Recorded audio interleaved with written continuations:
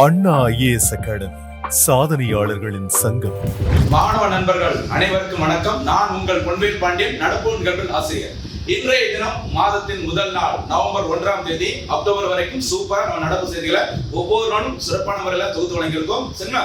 அந்த நோபல் பரிசுல இருந்து நிறைய முக்கியமான திட்டங்கள், நிறைய அறிவிப்புகள் எல்லாமே அக்டோபர் மாசத்துல படிச்சிருக்கோம். இனிமே வர நவம்பர் மாதங்களும் ரொம்ப ரொம்ப முக்கியமான தினங்களா இருக்கும். அடுத்தடுத்து ஏன்னா இப்போ நோட்டிபிகேஷன், சரி, ஆனுவல் பிளானர் எல்லாமே அடுத்து எதிர்பார்க்கக்கூடியது.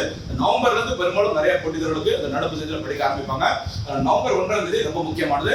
சூப்பரான தினத்துல இந்த தினத்துக்கு நடப்பு செய்திகளை டிஎன்பிசியோட புதிய பாடத்தின்படி நம்ம பல்வேறு தலைப்புகளை ஒவ்வொரு நாளும் நம்ம சிறப்பான முறையில் தொகுத்து வழங்குகிறோம். அதனால மாணவ நண்பர்களை தொடர்ந்து ஃபாலோ பண்ணுங்க, வீடியோ ஃபுல்லா பாருங்க. நிறைய திட்டங்களுக்கு முக்கியத்துவம் கொடுக்கிறோம். நடப்பு செய்திகளுடன் தொடர்புடைய அந்த சப்ஜெக்டுடன் தொடர்புடைய அந்த ஸ்ட்ராட்டஜிக்கு எல்லாத்தையும் ஒண்ணு கூட மிஸ் பண்ணாம டெய்லி வழங்கிட்டு இருக்கோம். அதனால டெய்லி ஒரு செகண்ட் கூட மிஸ் பண்ணாம வீடியோ ஃபுல்லா பார்த்துட்டு அந்த வீடியோல இருக்கிற நோட்ஸை ஒரு நோட் போட்டு எழுதிக்கோங்க. நடுவில் கேட்கிற போனஸ் கேள்விகள், இறுதியாக கேட்கிற அந்த சூப்பர் சிக்ஸ் கேள்விகள் எல்லாமே சூப்பரா பார்த்து ஃபாலோ பண்ணிடுவாங்க. அடுத்து வர தேர்வுகளை கண்டிப்பா நம்ம அரசு பணிக்கு சென்றே ஆக வேண்டும். ஆரம்பிக்கலாமா? இன்றைய தினத்துக்கான நடப்பு செய்திகள் நவம்பர் 1. நவம்பர் 1 அப்படின்னாலே நம்ம மறக்கக்கூடிய கூடாத ஒரு முக்கியமான ஒரு செய்தி, மாநில உள்ளாட்சி தினம். சில தமிழ்நாட்டில் லோக்கல் கவர்னன்ஸ் டே சொல்லுவாங்க. தமிழக அரசின் முதல் உள்ளாட்சி தினமாக நவம்பர் 1ஆம் தேதி கொண்டாடப்படுகிறது. எப்பன்னு பார்த்தா 2007ஆம் ஆண்டு முதல். எப்ப தெரியுமா? 2007ஆம் ஆண்டு முதல் தமிழ்நாட்டில் உள்ளாட்சி தினம் கடைபிடிக்கப்பட்டு வருகிறது. சரிங்களா? அப்போது தமிழ்நாட்டின் முதலமைச்சராக இருந்தவர் 2007ல யாருமா? முதலமைச்சர் கலைஞர் கருணாநிதி அவர்கள். மறக்கக்கூடாது. 2006 முதல் 2011 வரைக்கும் தமிழ்நாட்டின் முதலமைச்சராக பணியாற்றியவர் கலைஞர் கருணாநிதி அவர்கள். அவங்களோட பீரியட்ல தான் 2007ஆம் ஆண்டு முதல் முறையாக உள்ளாட்சி தினம் கொண்டாடப்பட்டது. ஓகேவா?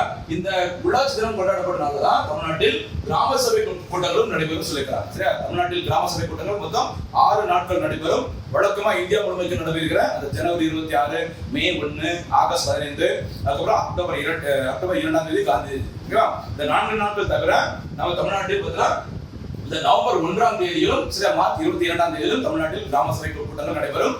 நவம்பர் 1 முக்கியமானது உள்ளாட்சி தினம். சரியா? ஃபர்ஸ்ட் முதல் முறையாக 2007ஆம் ஆண்டு நம்ம கொண்டாடி இருக்கிறோம். முதல் 2020 உலகக்கோப்பை கிரிக்கெட் போட்டி நடைபெற்றது 2007. முதியோர்களுக்கான பாதுகாப்பு சட்டம் உருவாக்கப்பட்டது 2007.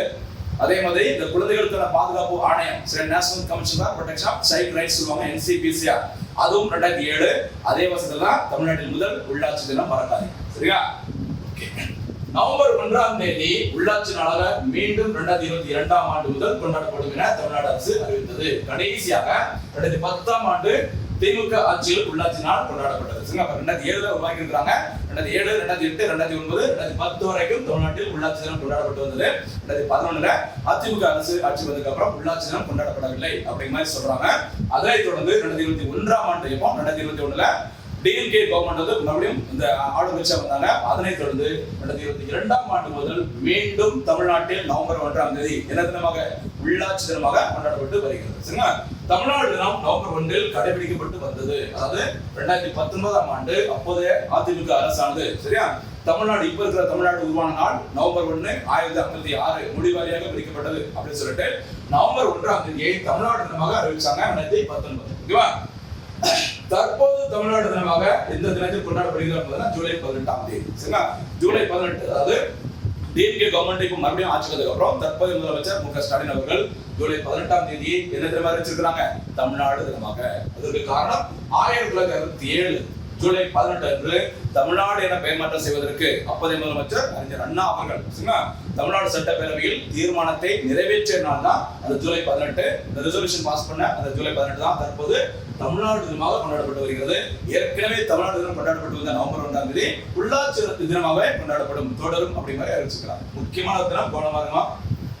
அடுத்ததாக தேசிய செய்திகள்ல ரொம்ப முக்கியமான ஒரு ஏரியா இந்த பழங்குடியினர். அந்த ஏரியாவில் அடிக்கடி கொஸ்டின் கேட்பாங்க. நான் எப்பவுமே சொல்லிக்கிறேன், இந்த பழங்குடியினர் அப்படின்னு சொன்னாலே பிர்சா முண்டா அவர்கள் ஞாபகம் வர வேண்டும். அவருடைய பிறந்தநாளை முன்னிட்டு சில முக்கியமான திட்டங்கள் இருக்குது, தினங்களும் இருக்கு. பாருங்க, ஜன்ஜாதிய கௌரவ் வர்ஷ் மற்றும் தினம். சரி, ஜன்ஜாதிய கௌரவ் வருஷம். ஓகேவா? அப்படின்னு சொல்லுவாங்க.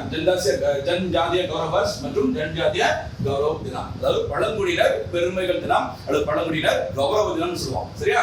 பாருங்க, ஃபர்ஸ்ட் ஜன்ஜாதிய கௌரவ் வர்ஷ் என்பது இந்தியாவின் சுதந்திர போராட்டத்தில் பங்களித்த பழங்குடி வீரர்களின் பாரம்பரியத்தையும் பங்களிப்புகளையும் கௌரவிக்கும் ஒரு திட்டம் ஆகும். இந்த திட்டம் நவம்பர் 15, 2021 ஆண்டு முதல் மத்திய அரசால் செயல்படுத்தப்பட்டு வருகிறது. இப்போ நவம்பர் 15 யாருடைய பிறந்தநாளுமா? பிர்சா முண்டா, இந்தியாவோட சுதந்திர போராட்ட வீரர், பழங்குடியினத்தை சேர்ந்த முக்கியமான ஒரு தலைவர். சரிங்களா? அதாவது இந்தியா சுதந்திரம் பெற்றதுல எல்லாருக்கும் முக்கிய பங்கு இருக்குது. அதுல பழங்குடி சமுதாயத்தினருக்கும் முக்கிய பங்கு இருக்கு அப்படின்னு சொல்லிட்டு இந்த பழங்குடியின மக்களை கௌரவப்படுத்துற மாதிரி அதுல இருக்க குறிப்பிடத்தக்க தலைவர் பிர்சா முண்டா. அவருடைய பிறந்த நாள் நவம்பர் 15ஆம் தேதி. இந்தியாவில் என்ன தினம்? பழங்குடியினர் கௌரவ தினம் அல்லது பழங்குடியினர் பெருமைகள் தினம். மத்திய அரசு வச்ச பேரு ஜன்ஜாதிய கௌரவ திவஸ் சொல்லுவாங்க. அந்த நவம்பர் 15, 2021 ஆண்டில் தான் ஜன்ஜாதிய கௌரவ் வர்ஷ் அந்த திட்டம் தொடங்கப்பட்டுள்ளது. இதோட முக்கியமான நோக்கம் இந்தியாவின் சுதந்திர போராட்டத்தில் பங்களித்த அந்த எஸ்டி மக்கள், பழங்குடி வீரர்களின் பாரம்பரியத்தையும் பங்களிப்புகளையும் கௌரவிப்பதற்கான ஒரு திட்டம் தான் இந்த திட்டம். சரிங்களா? மேலும் இந்த நாள் நம்ம ஏற்கனவே சொன்னது பிர்சா முண்டாவின் பிறந்த நாளை குறிக்கும் ஜன்ஜாதிய கௌரவ திவாஸ், அதாவது பழங்குடியினர் பெருமைகள் தினமாக கொண்டாடப்பட்டு வருகிறது. முக்கியமான பயணமா, ரொம்ப முக்கியமானது கவனமா. அடுத்ததாக திட்டங்கள் பாருங்க. ஆதி கர்ம யோகி அபியான் திட்டம். சரி, ஆதி கர்ம யோகி. சரிங்களா? பாருங்க, ஆதி கர்ம யோகி அபியான் திட்டம் என்பது செப்டம்பர் 17, 2025 அன்று தொடங்கப்பட்டது. இந்த வருஷம் தான் தொடங்கியிருக்கிறாங்கம்மா. செப்டம்பர் 17 யாருடைய பிறந்த நாள்? தேசிய அளவில் பிரதமர் நரேந்திர மோடி அவர்களின் பிறந்த நாள். தமிழ்நாட்டில் பார்க்கும்போது தந்தை பெரியார் அவர்களின் பிறந்த நாள் செப்டம்பர் 17 கவனமாக. இந்த செப்டம்பர் 17, 2025 அன்று ஆதி கர்மயோகி அபியான் திட்டம் தொடங்கப்பட்டது. இந்த திட்டமானது மத்திய பழங்குடியின விவகார அமைச்சகத்தால் மத்திய பிரதேசத்தின் தார் பகுதியில் தொடங்கப்பட்டது. தார் பழக நம்ம ராஜஸ்தான்ல இருக்குது. ராஜஸ்தான்ல இங்க நம்ம பார்க்கிறது மத்திய பிரதேசத்தின் தார் அப்படிங்கிற ஒரு இடம். அந்த தார் பகுதியிலிருந்து தொடங்கப்பட்டது. இந்த திட்டத்தோட முக்கியமான நோக்கம் என்ன சொல்லிருக்காங்க? பழங்குடியினரின் சமூக மற்றும் பொருளாதார மேம்பாட்டிற்காக மத்திய பழங்குடியினர் விவகார அமைச்சகத்தால் தொடங்கப்பட்ட ஒரு தேசிய அளவிலான திட்டமாகும். முதல்ல எஸ்டி மக்களுக்கான ஒரு சமூக பொருளாதார சோசியோ எக்கனாமிக் கண்டிஷனை டெவலப் பண்ணணும். அதற்காக தான் மத்திய அரசால் தொடங்கப்பட்ட திட்டம் ஆதி கர்மயோகி அபியான் திட்டம். சரிங்களா? ஆதி யோகி பழங்குடியினர் நினைச்சுக்கோங்க. இந்த திட்டம் பழங்குடியின கிராமங்களில் உள்ள 20 லட்சம், சரியா, 20 லட்சம் ஆதி கர்ம யோகிகளை, அதாவது அடிமட்ட தலைவர்களை உருவாக்குவதை நோக்கமாக கொண்டுள்ளது. அதாவது அந்த பழங்குடியின மக்களுக்கு சிறப்பான சேவைகளை ஆற்ற வேண்டும். அதற்காக அந்த சேவை செய்வதற்காக 20 லட்சம் ஆதி கர்மயோகிகளை உருவாக்குவதா இந்த திட்டத்தின் முக்கியமான நோக்கம். சரிங்களா? சரி, ஆதி கர்மயோகி தலைவர்கள் யார் அப்படிங்கிறது பாருங்க. ஒவ்வொரு கிராமத்திலும் உள்ள சமூக மாற்றத்திற்காக பணியாற்ற தகுதி வாய்ந்த உள்ளூர் தலைவர்கள். உள்ளூர் தலைவர் சில லோக்கல்ல பஞ்சாயத்து தலைவர்கள், நாட்டாமைகள் அப்படிலாம் இருப்பாங்கல்ல, அதுல யார் வந்துட்டு அந்த அந்த உள்ளூர் கிராமத்துல சமூக மாற்றத்திற்காக யாரெல்லாம் பணியாற்ற தயாரா இருக்காங்களோ அவங்க தான் ஆதி கர்மயோகி தலைவர்கள் சொல்றாங்க. அந்த மாதிரி 20 லட்சம் ஆதி கர்மயோகிகளை நாங்க உருவாக்க போறோம் அப்படின்னு சொல்லிக்கிறாங்க மத்திய அரசு. சரிங்களா? இந்த தலைவர்கள் அரசின் திட்டங்கள் கிராமப்புற மக்களுக்கு சென்றடைவதை உறுதி செய்வதோடு தலைமைத்துவத்தை வளர்ப்பதற்கும் சமூக பங்கேற்பை ஊக்குவிப்பதற்கும் அரசு மற்றும் சமூகத்திற்கிடையே ஒரு பாலமாக செயல்படுவார்கள். அரசின் நலத்திட்டங்கள் இந்த பழங்குடி மக்களை சரியாக கொண்டு சேர்ப்பதற்காக இவங்க தான் முக்கியமான பங்கா இருப்பாங்க அப்படின்னு சொல்லியிருக்கிறாங்க. கவனமா இருங்க. மத்திய அரசுக்கும் இந்த பழங்குடியின சமூகத்திலிருந்த மக்களுக்கும் ஒரு பாலமாக, ஒரு இணைக்கிற பாலமாக இந்த ஆதி கர்மயோகி தலைவர்கள் செயல்படுவாங்க அப்படின்னு சொல்லியிருக்கிறாங்க. ரொம்ப முக்கியமான திட்டமா பழங்குடி மக்களுக்கு என்னென்ன முன்னேற்ற திட்டங்களை மத்திய அரசு தொடங்கி இருக்கிறாங்க அப்படி கூட எக்ஸாம்பிள் கேட்கலாம். நிறைய இருக்குது. ஆதி கர்மயோகி, பிஎம் ஜன்மான் திட்டம், பிஎம் ஜுகான் திட்டம் நிறைய இருக்கு. கவனமா அடுத்து என்னன்னு பாருங்க. ஜன்ஜாதிய கௌரவ் வர்ஷ் பக்வாடா. பக்வாடா இல்ல, பக்வாடா. ஓகே பாருங்க. ஜன்ஜாதிய கௌரவ் வர்ஷ் பக்வாடா என்பது நவம்பர் 1ஆம் தேதி முதல் நவம்பர் 15ஆம் தேதி வரை நாடு முழுவதும் பழங்குடியினர் விவகார அமைச்சகத்தால் கடைபிடிக்கப்படும் ஒரு நிகழ்வாகும். சரியா? எதுக்கு சொல்லி பாருங்க. இது பழங்குடியினரின் பெருமையையும் நாட்டின் சுதந்திர போராட்டத்தில் அவர்களது பங்களிப்பையும் கொண்டாடும் நோக்கில் தொடங்கப்பட்டுள்ளது. நம்ம ஏற்கனவே சொன்னதா நிறைய பார்த்துருக்கோம். சின்ன சின்ன வித்தியாசத்துல இந்தியாவுல சுதந்திர போராட்டத்திற்கு பழங்குடி மக்களின் பங்களிப்பு நிறைய இருக்குது.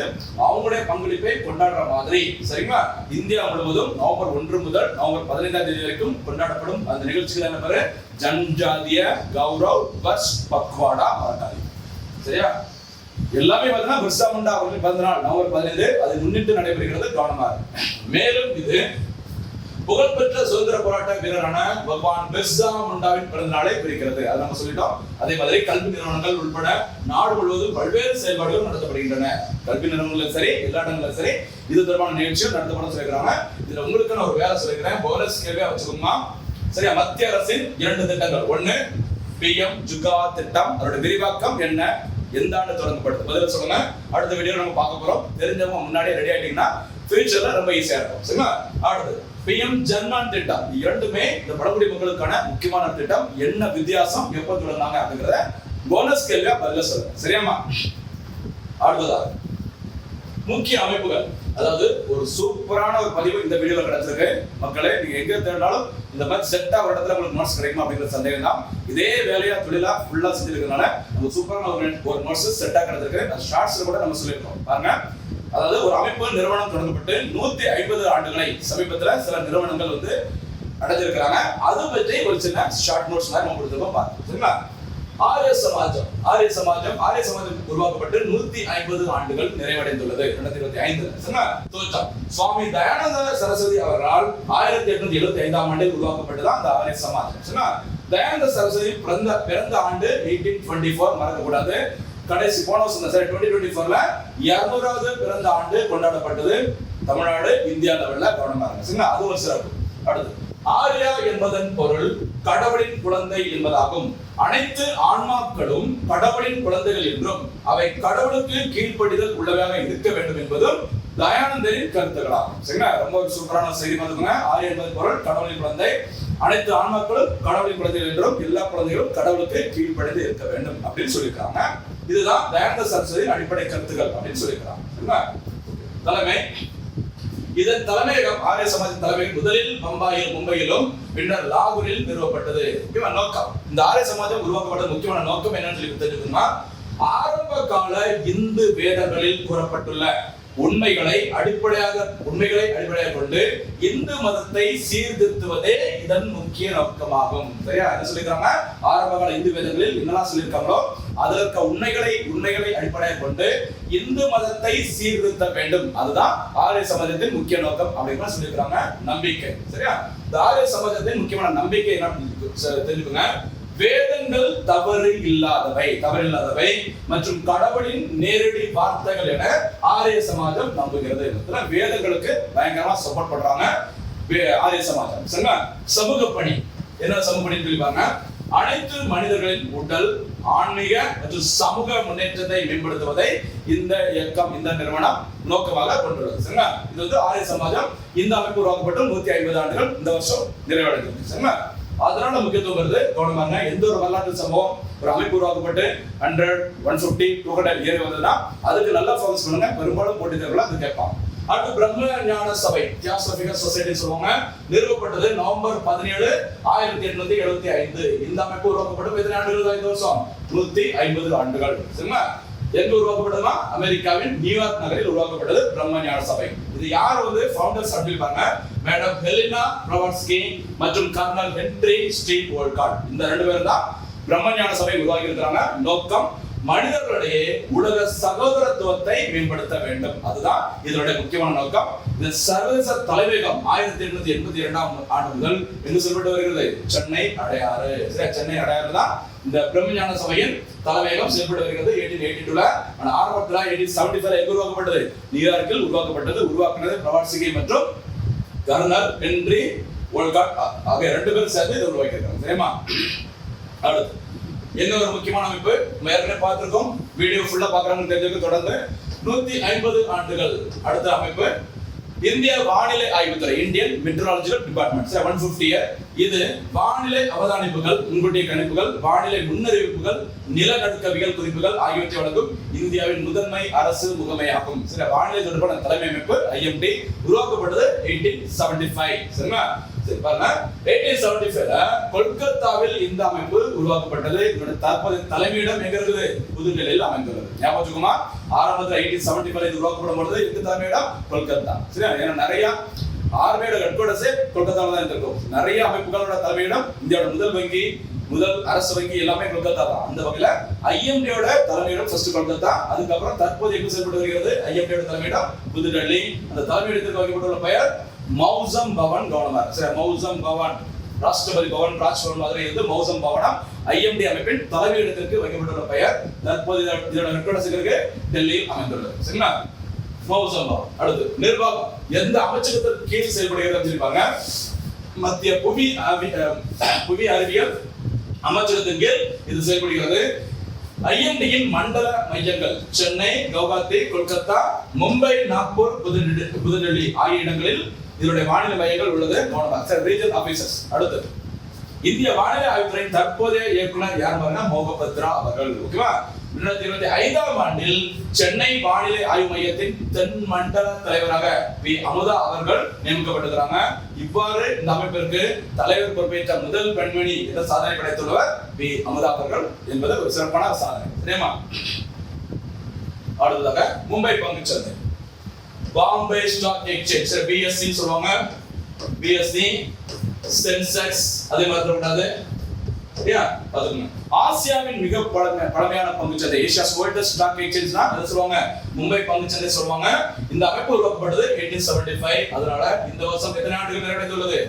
150 ஆண்டுகள் நிறைவடைந்துள்ளது. சரி, ஆரிய சமாஜம், பிரம்மஞான சபை, சரி, இந்திய வானிலை ஆய்வுத்துறை அந்த லிஸ்ட்ல மும்பை பங்குச்சந்தை 150 ஆண்டுகளை நிறைவு செய்துள்ளது 2025.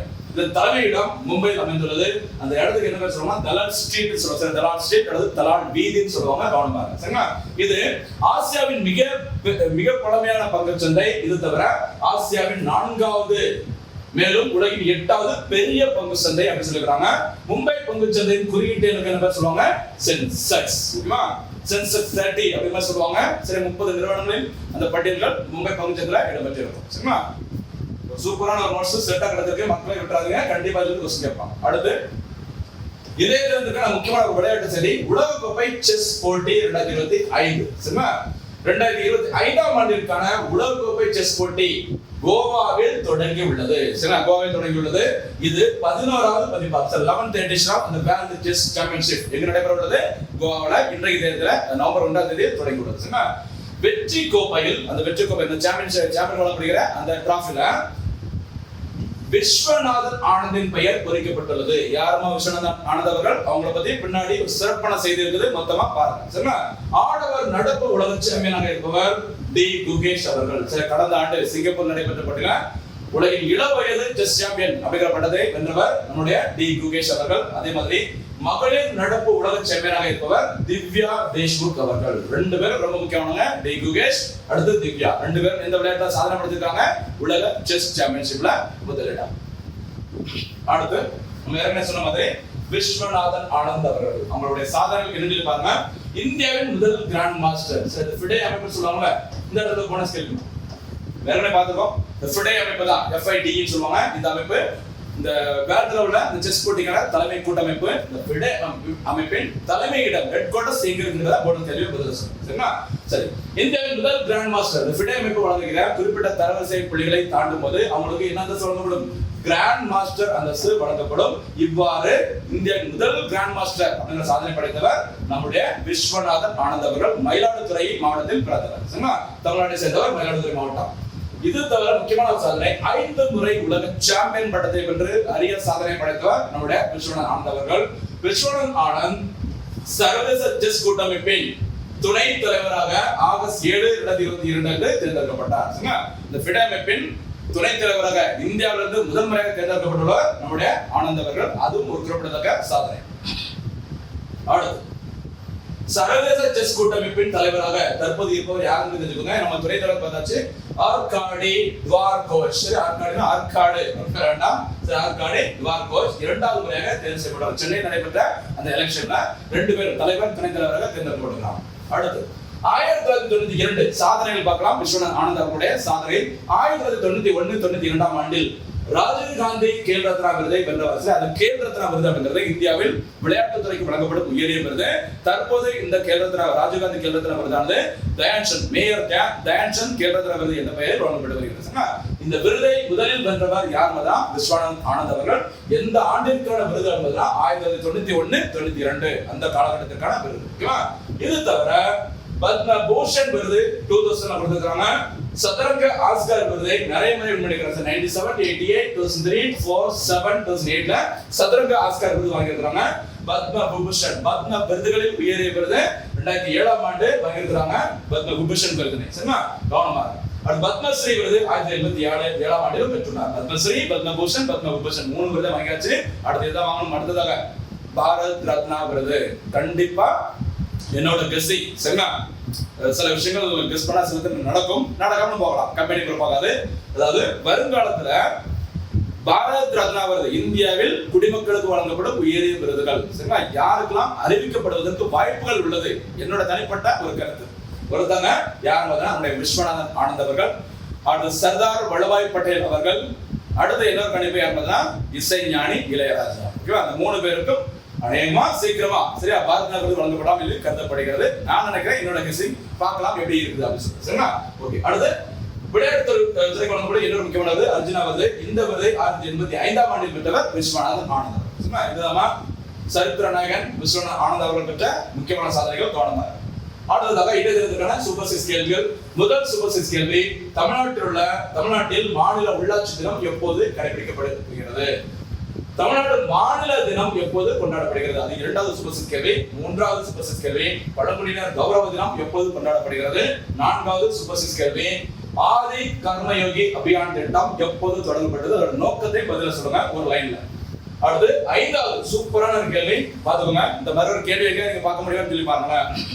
IMD இந்திய வானிலை ஆய்வுத்துறை, ஆரிய சமாஜம், பிரம்ம ஞான சபை, மும்பை பங்குச்சந்தை ஆகியவை எந்த ஆண்டு தொடங்கப்பட்டது? அதனுடைய சிறப்பு என்ன அப்படிங்கறத பாருங்க. பதில் தெரியாதவங்க வீடியோ ஃபுல்லா பார்த்துட்டு பதில் சொல்லுங்க. அடுத்து 6வது கேள்வி, 11வது உலகக்கோப்பை செஸ் போட்டி எந்த மாநிலத்தில் தொடங்கி உள்ளது? முடிஞ்சா அந்த உலகக்கோப்பை செஸ் போட்டியின் அந்த வெற்றி கோப்பையில யாருடைய பெயர் குறிக்கப்பட்டுள்ளது அப்படிங்கறது பதில போனஸ் கேள்வியா சொல்லுங்க. மீண்டும் சந்திக்கலாம். நன்றி, வணக்கம்.